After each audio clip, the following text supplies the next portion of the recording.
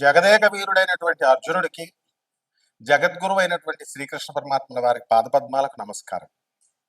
ముందు మనకి చావుని ముందే అంచనా వేయొచ్చు మనం. అలాగే మనకి చావు కూడా సిగ్నల్ ఇస్తుంది. దాన్ని మనం గ్రహించగలిగేటటువంటి కెపాసిటీ మనం పెంచుకోవాలి. దానికోసమే ఈ మెడిటేషన్లు, ఈ పూజలు, పునస్కారాలన్నీ. ఇప్పుడు ఒక వ్యక్తి ఉంటాడు, తెగ పూజలు చేస్తున్నాడు, మోక్షం వచ్చేస్తుంది అంటారు. మోక్షం ఏంటి? మోక్షం ఏంటి? దాని డెఫినేషన్ ఏంటి అసలు? స్వామీజీలందరూ వెళ్ళి నాకు ఇల్లు కావాలని అడిగామనుకో, వాళ్ళు ఏమంటారు? వాడు ఇల్లులు కట్టుకుంటాడు. మంత్రగాళ్ళు వీళ్ళు వాళ్ళ ఇల్లులు కట్టుకుంటారు, కానీ మీకు ఇల్లునిచ్చే కెపాసిటీ వాళ్ళకు ఉంటుందా? ఉండదు. అందువలన వాళ్ళు ఏం చేస్తారంటే టాపిక్ని డైవర్ట్ చేయడం కోసం పరమాత్మ ఉన్నాడు, మోక్షం కోసం సాధన చేయి, ఇలా డైవర్ట్ చేస్తారు. కాబట్టి మనము జన్మ ఎత్తిన తర్వాత మనకి ఆటోమేటిక్గా మన సాధన మనకి తెలుసు. అదే రమణ మహర్షుల వారు చెప్తారు. భగవాన్ రమణ మహర్షుల వారు తిరునావెల్లిలో ఆయన ఏం చెప్తారంటే, నిన్ను నువ్వు తెలుసుకో అంతే. నిన్ను నువ్వు తెలుసుకున్నావంటే నువ్వు ఎక్కడి నుంచి పుట్టావు, నువ్వు ఇప్పుడు జీవితం జీవిస్తున్నావు, ఎక్కడ చచ్చిన తర్వాత ఎక్కడో పోతున్నావు, దట్స్ ఆల్, మ్యాటర్ క్లోజ్. ఈ ప్రపంచం అంతా నీ వెనక వస్తుంది అంటారు. ఆయన 5వ క్లాస్ చదువుకున్నాడు, అందగాడు కాదు. అయినా సరే ఇప్పటికి కూడా కొన్ని లక్షల మంది విదేశీ భక్తులతో సహా ఎందుకు వెళ్తున్నారు అరుణాచలం? మన భగవాన్ రమణ మహర్షుల వారి దర్శనం కోసం. నిజమైన యోగులు ఇలా చెప్తారనమాట. మిగతా వాళ్ళంతా డూప్లికేట్ బాబాలు, డూప్లికేట్ స్వామీజీలు, డూప్లికేట్ మంత్రగాళ్ళు. వీళ్ళు చెప్పేది ఏంటంటే సాధన చేసుకో, మోక్షం వస్తుంది. ఎవడకి కావాలి నీ మోక్షం? ఎవడకి కావాలి నీ సాధన అని అడిగేటటువంటి దమ్ము, ధైర్యం, వివేకత ఈ చెత్త ప్రజలకు ఉండదన్నమాట. కాబట్టి మీకు చావు సిగ్నల్ ఇస్తుంది. అది పురాణాల్లో చెప్పబడింది. ఏ అధ్యాయాల్లో, ఎక్కడ, ఏ పురాణంలో ఉందో కావలసినటువంటి వాడిని నన్ను అడగొచ్చు, నిర్మోహడంగా చెప్తాను.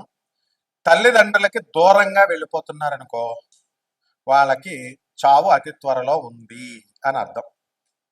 అంటే పిల్లల్ని బాగా, అంటే అందరూ చూసుకుంటారు, విపరీతంగా చూసుకుంటారు, చూసావు చాలా మంది బాగా అని. అటువంటి వాళ్ళకి చావు దగ్గరగా ఉంది అన్నది ఒక సిగ్నల్. ఎందువలన? Too much is too bad అన్నారు. ఈ ఎక్కువ ఎవరైతే అటాచ్ అయి ఉంటారో వాళ్ళకి దీపం ఉంటుంది చూసారా, ఆరిపోయే ముందు దీపం చాలా పెద్దగా వెలుగుతుంది అనమాట, ఎక్కువ వెలుగునిస్తుంది, టపక్మని ఆరిపోతుంది.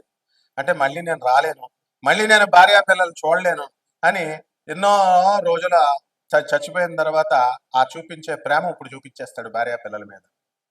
అలాగే తల్లిదండ్రులకు దూరంగా ఎందుకు వెళ్తాడంటే, చిన్న పిల్లాడిని మనం కనుక చూసుకున్నట్లయితే ఆ పిల్లోడిని వదిలి, తల్లిని వదిలి ఆ పిల్లోడు ఉండలేడు చిన్నప్పుడు. మన అందరం కూడా అలా ఒక 2-3 years ఉండలేము. ఆ తర్వాత ఏం చేస్తాం? స్లోగా డిటాచ్మెంట్ స్టార్ట్ అవుతుంది. పెళ్ళి అయ్యేసరికి తల్లిదండ్రులను మనం మర్చిపోతూ స్లోగా వస్తాం. అండ్ వెన్ మన మరణం దగ్గరికి వచ్చినప్పుడు తల్లిదండ్రులను దూరంగా వదిలేస్తాం. ఎందుకంటే అది తట్టుకోలేనటువంటిది తల్లి ఒక్కతే.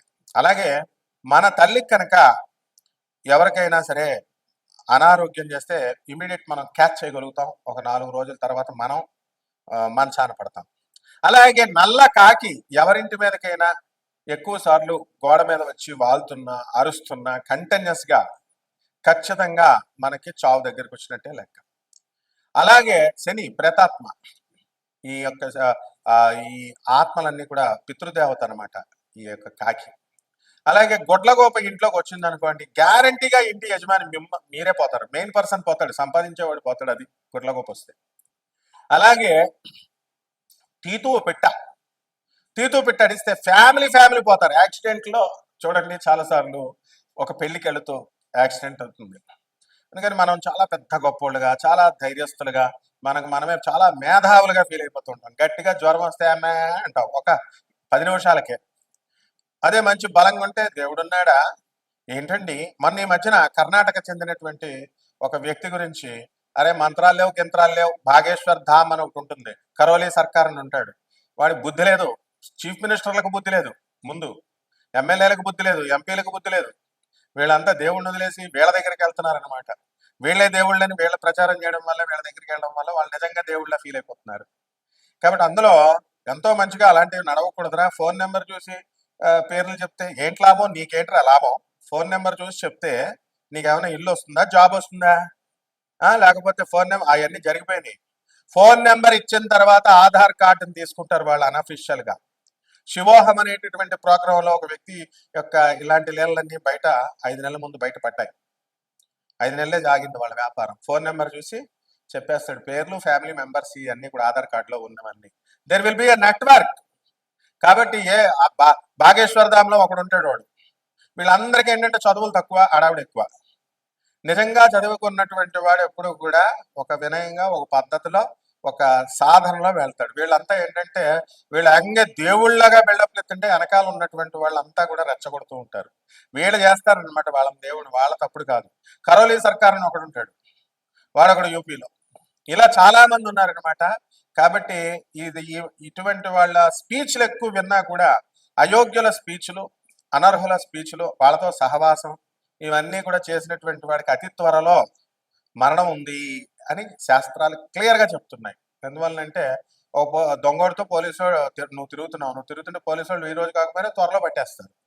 అలాగే అదృష్టహీనులతో నువ్వు తిరుగుతున్నప్పుడు తప్పకుండా ఆ దురదృష్టం నేను పట్టుకుంటుంది.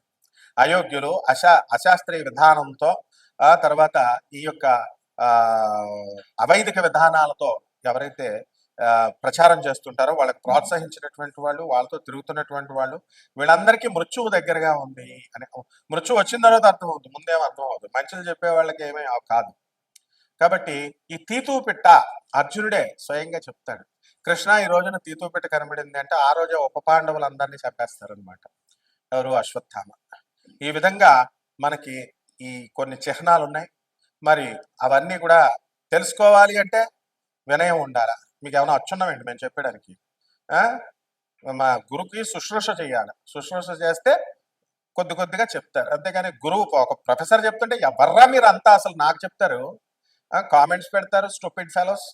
ఎప్పుడైనా సరే ఎవడైనా సరే క్లాస్ రూమ్ ఇది, వినాలి, విని నేర్చుకోవాలి. లేకపోతే మృత్యువు కబళంలోకి వెళ్ళిపోతాం అంతే. మృత్యువు యొక్క కబళంలోకి వెళ్ళిపోయినప్పుడు, ఆ ముఖంలోకి వెళ్ళిపోయినప్పుడు నిన్ను రక్షించేవాడు గురువు. వాడే రమణ మహర్షి, వాడే పరమహంస యోగానందజీ, వాడే ప్రభాత్ రంజన్ సర్కార్. కాబట్టి ఈ ద్వాదశ జ్యోతిర్మ రాశులకి ఏ విధంగా జరుగుతాయో మనం తెలుసుకుందాం. ధనుస్సు రాశి. ఈ ధనుస్సు రాశికి మా గురువు గారు అయినటువంటి హరీష్ గారు, మా కెమెరామెన్ గారు కోరిక మేరకు ఆయన చెప్పమన్నారు. ఏంటి మాట్లాడితేనే కడుపులు వచ్చేస్తాయండి గురువు గారు అని అడిగారు. ఖచ్చితంగా వచ్చేస్తాయి అమ్మా. ఎందువల్లంటే ఇప్పుడు శాస్త్రం ఎప్పుడు కూడా ఆడోళ్ళు మాట్లాడుకోండి, మగవాళ్ళు మాట్లాడుకోండి అన్నారు. అతిగా ఎక్కువగా కనుక మాట్లాడితే ఫస్ట్ రోజున ఏం మాట్లాడతారండి? ఏమండి, హలో బాగున్నారా మేడం, బాగున్నారా, తిన్నారా మేడం, రెండో రోజున తిన్నారా, ఉన్నారా, ఏ కలర్ చీర వేసుకున్నారు, ఆ కలరా, ఈ కలరా, ఇలా డిస్కషన్ వెళ్తూ నెక్స్ట్ ఎక్కడికి లాక్కెళ్తాడు వాడు? సినిమాకి వెళ్ళారా మేడం, సినిమాకి వస్తారా మేడం, మేడం మీ ఆయన పక్కలోకి వచ్చాడా, ఇలా ఎక్కడికో వెళ్ళిపోద్ది. తర్వాత వాడి ప్రపోజల్స్ వాడు ఇస్తాడు. కాబట్టి ఎట్టి పరిస్థితుల్లో కూడా అతిగా ఈ ధనుసు రాశి వాళ్ళు కనుక ఫోన్లో మాట్లాడితే జరగబోయేది కడుపే, అందులో డౌట్ లేదు. కడుపు వచ్చేస్తుంది. అవతల వాళ్ళు ఏమన్నా శుద్ధ పూసలు అనుకుంటున్నారు ఏంటి జనం? కాబట్టి ధనుసు రాశి వారి విషయంలో జాగ్రత్తగా ఉండు. వృత్తి, వ్యాపార, ఉద్యోగ విషయాల్లో ఆదాయాలు పెరుగుతాయి.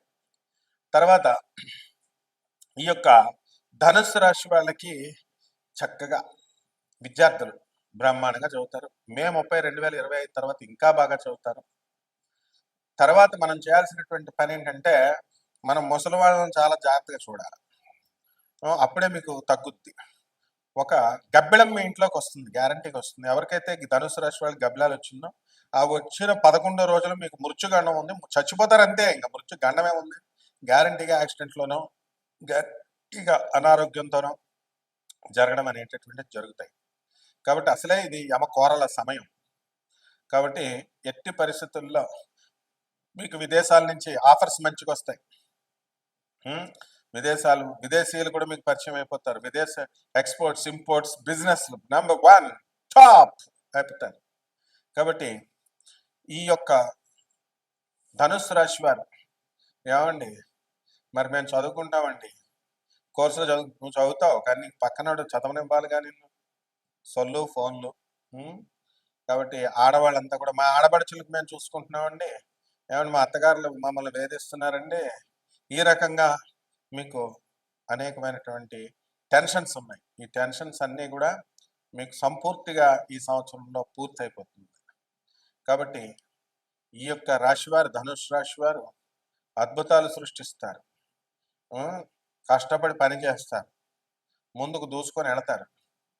కాబట్టి రైతులు వ్యవసాయం బ్రహ్మాండంగా చేస్తారు, ఆదాయాలు బాగా పెరుగుతాయి, ఖరీదైన వస్తువులు కొంటారు. తర్వాత అగ్రికల్చర్ ప్రొడక్ట్స్ బిజినెస్లు బాగుంటాయి, ఫెర్టిలైజర్స్ ఇలాంటి బిజినెస్లు అన్నీ కూడా బ్రహ్మాండంగా ఉంటాయి. కాబట్టి ఈ రాశి వారంతా కూడా మరి ఎక్కడ కూడా అడ్డు ఉండదన్నమాట. ముందుకు దూసుకొని వెళ్ళిపోవడమే తప్ప ఫెయిల్యూర్ అనేది లేదు. రియల్టర్స్ అంటే రియల్ ఎస్టేట్ వ్యాపారస్తులు ఎవరైతే ఉన్నారో వాళ్ళు నోటి దగ్గరికి వస్తూ ఆగిపోతుందండి అని బిజినెస్ చేస్తున్నటువంటి వాళ్ళంతా కూడా ఆ కోరికలు మీకు నెరవేరుతాయి. అలాగే మీకు ఈ యొక్క బిల్డర్స్ ఏమైనా బిల్డింగ్లు మేము బ్రహ్మాండంగా కడుతున్నామండి, అమ్ముడు అవ్వట్లేదండి అని అంటే వెళ్ళి పూజలు చేయించుకో. మరి పూజలు చేయించుకుంటే అవుతాయి. కాబట్టి పూజలు పనికిమాలిన వాళ్ళ చేత చేయించుకుంటే ఎందుకు అవుతాయా? మీకు జ్యోతిషం వినేది ఒకటి దగ్గర, పూజలు చేయించుకునేది వేరే ఒకటి దగ్గర, గురువు ధర్మ సందేహాలు అడిగేది ఒకడిని, ఇంకా డబ్బులు ఇచ్చేది ఇంకొకడిని. కాబట్టి ఇలాగే ఉంటాయి, ఒకడిని రెండు పడవల మీద కాలేస్తే. పరిహారాలు, ఈ యొక్క అర్ధాష్టమ రాహు నడుస్తున్నాడు. తర్వాత నుంచి మే 29, 2025 నుంచి అర్ధాష్టమ శని ప్రారంభమవుతుంది. అందువలన శని జపం చేసుకోండి, శని స్తోత్రాలు చదవండి, శనికి కిలోంపావు నల్ల నువ్వుల్ని, నల్లని వస్త్రాలు ఇచ్చి పేద బ్రాహ్మణులకి శనివారం నాడు ఉదయం 8 గంటలకి దానం చేసుకోండి.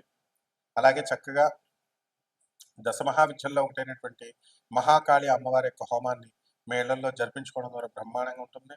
ఇక మీ సంపూర్ణమైన జాతకంకి నాన్ కమర్షియల్ బేసిస్తో మేము చెప్తున్నాం. కాబట్టి మీరు పూర్వజన్మలో ఏమేమి తప్పులు చేశారు, ఎంతమందిని రేప్ చేసి పడేశారు, ఎన్ని మర్డర్లు చేశారు, ఇలాంటివన్నీ సంపూర్ణమైనటువంటి జాతకాలతో ఎందుకు మీకు కష్టాలు వచ్చినాయి ఇవన్నీ కూడా చెప్పడం జరుగుతుంది. రండి, వాట్సాప్లో మీ యొక్క డీటెయిల్స్ అన్నీ పెట్టండి. Non commercial basis, no problem. శుభమస్తు.